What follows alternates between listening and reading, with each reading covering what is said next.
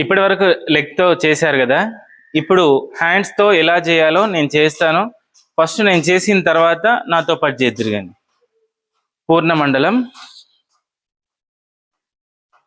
1 2 3 4 5 6 7 8 1 2 3 4 5 6 7 8 తో ధిమ్ తో ధిమ్ తాహత్ ధిమ్ తక్క తో ధిమ్ తో ధిమ్ తై తక్క ధిమ్ తక్క.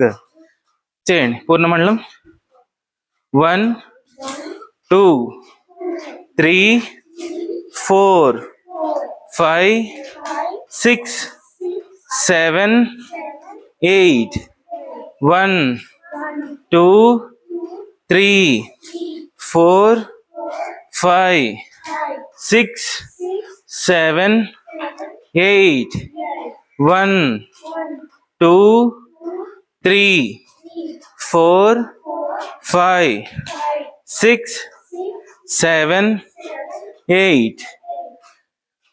ఈ స్టెప్ నీట్గా నేర్చుకొని వచ్చే వారం కల్లా నాకు అన్ని స్టెప్స్ అప్ప చెప్పాలి.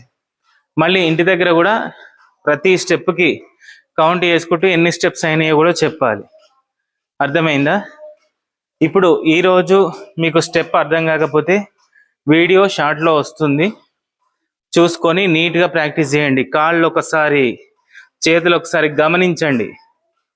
చేసే స్టెప్ ఏదైతే ఉందో ప్రతి స్టెప్ గమనించి చేయాలి. అర్థమైందా?